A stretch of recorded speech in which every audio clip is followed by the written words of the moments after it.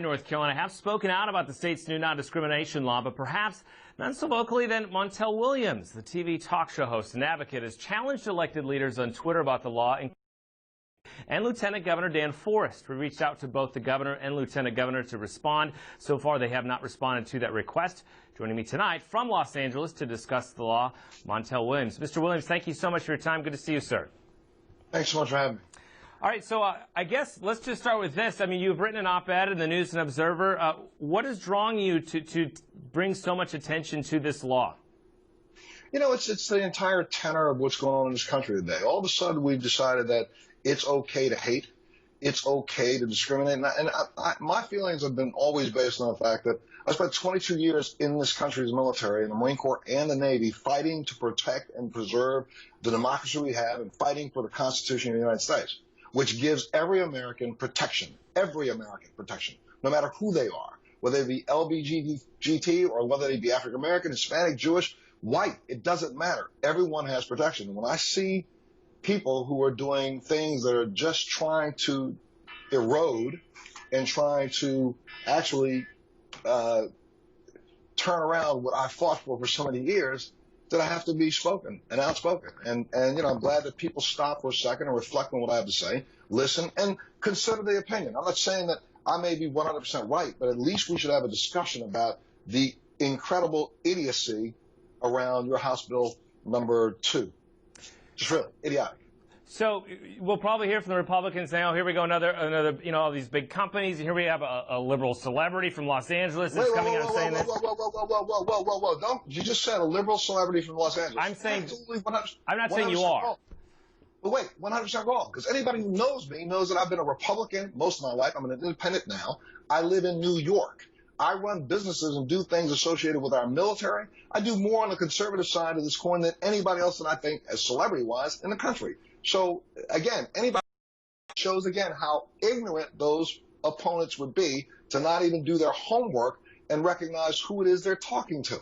And they're talking to a guy who believes in, again, our Constitution. For the last 2 years, I've done things like fight to get our servicemen out of prisons overseas. I've been fighting to make sure that we work against PTSD. I've been fighting to make sure that we work against killing our environment through high new technologies and biofuels. So I have a right to speak out when I think, again, that people are just being ignorant to our own Constitution. And I'm sorry, I didn't mean to cut you off that way, but dude, when you say I'm a liberal, I'm not a liberal. So anybody who says that needs to back up. And I wasn't saying you were. I was just saying a lot of people say that about celebrities that come out about issues in states. What do you think about that role? I mean, you've been going back and forth a little bit with the lieutenant governor on Twitter. You spoke out to the governor as well. What's that interaction been like? Well, I mean, you know, again, I'm glad that at least we're having the interaction. I mean, the lieutenant governor reached back and said, well, Montel, you got it wrong. Well, no, I haven't gotten it wrong. And the truth of the matter is, when you read your bill, let me tell you, this is so crazy. This bill passes that says that transgender people have to use the bathroom of their birth. Okay, so every man in America should look at this, because this young lady right here, Megan Stabler, will be walking into a bathroom, the men's room in North Carolina. And for all the ladies out there, this gentleman will be coming into all of the ladies' rooms because they're transgendered. Now, I mean, tell me what woman in North Carolina wants to say, okay, I'm going to let you walk in the door, stand beside me while I'm washing my hands. How ignorant can this be? But it really was nothing more than a ruse to allow for the hate that has been percolating now for the last year and a half, giving people the right to express their hate. That hate is a person by the name of Donald Trump, who's decided to make sure that he gives every American the right to think that you have the right to be as racist and ignorant as you possibly can be. Forgetting the fact that even after this upcoming election, we all have to figure out how we live together to stop those people from coming in here and taking away the very basis of our survival and our ability to survive. Outside of the transgender bathroom issue, there's been a lot of talk, too, about whether the statewide, what lawmakers are calling non-discrimination law is discriminatory or not. It does match essentially with what the federal protected classes are. Does North Carolina deserve what the governor is calling a smearing of state policy when it's not really any different than what the federal government's is? But it is a little different than what the federal government's policy is, because this bathroom law does allow you to discriminate. And once you start discriminating, you read into the deeper tenets of H.R. 2, you will see that it allows for It doesn't allow for any repercussions whatsoever. So a person who is discriminated against in your state, yeah, they can file a federal lawsuit and try to do so. But a person now, I'll go to now the celebrity thing.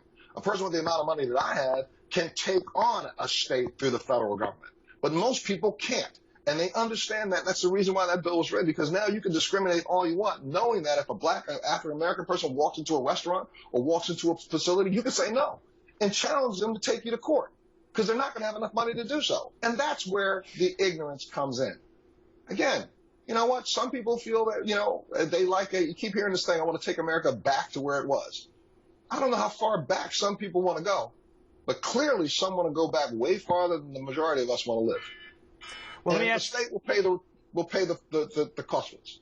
You mentioned in your op-ed that when you're talking about the sponsors and the Republicans, that they believe this bathroom clause will poll well in Republican primaries with their conservative base. Is this in discussions you've had with people that you believe that this is an election issue that they think they can win on?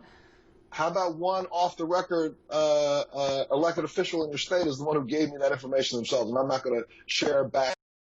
But we talked directly to someone else who said that he believed unequivocally this was nothing more than a ruse. And they talked and heard this kind of discussion around those who actually put this bill forward. So, I'm going to say, again, the tenor right now in America is one that it's okay for you to say whatever you want. You have a right for your freedom of speech to be as separatist, as alienational as you can be, as discriminatory as you can be, and you feel like you have the right to do that, and your Constitution protects you from that.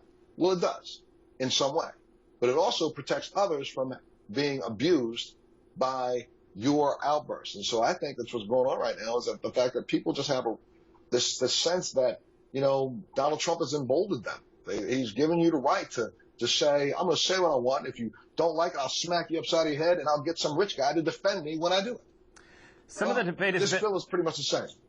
I'm sorry, I didn't mean to interrupt you. Some believe this is an issue as well as what government should be able to tell businesses to do. When it comes to these kind of issues, where do you think the line is for what government should be able to tell businesses what to do? I think that the Constitution of the United States is what tells every business in this country what to do. And it says that you do not have a right to discriminate against anybody, period. So it's not the government, it's the Constitution, the government of which you are a part of. So I would say to those people that, okay, if that's how you want to be, just get ready, North Carolina, to suffer the consequences of the economic sanctions that will be put on the state. I mean, you see, it's happened before, and it's going to happen again when you see major businesses start to pull out because they can't employ people under the Federal Employment Act because, they're going to feel as if while they're there, other subsets of them will think that they have a right to discriminate, so therefore they're going to get sued. So I would pull out of the state too and do what you want to do, but suffer the consequences accordingly. We're about out of time, but do you plan to have an active role in what's going on here in North Carolina? I'll have an active role in any place in this country where I feel as our Constitution is being degraded and that people are not getting the rights that I put my life on the line to fight for. And, it's not that I'm out to pick a fight with people. I'm just trying to say that there are people out here right now. There are Muslims, there are Native Americans, there are African Americans, there are Asians, Jewish, white, every nationality of the sun spending time overseas right now on bases defending a Constitution that says we don't have a right to discriminate. Period. Mr. Williams, thank you. I'm sorry, I was just going to say thank you so much for your time. I know you have a busy schedule. I really appreciate a little bit of your time tonight. Thank you so much for at least talking about it. And, again, we have two sides of an issue. I'm glad that both sides get a chance to be heard. Absolutely. Thank you, sir. I really appreciate it. Time for one more break. When we return, we'll hear from the state's first African-American Chief Justice about his 50-year career in the law on the occasion of his retirement. Stay with us.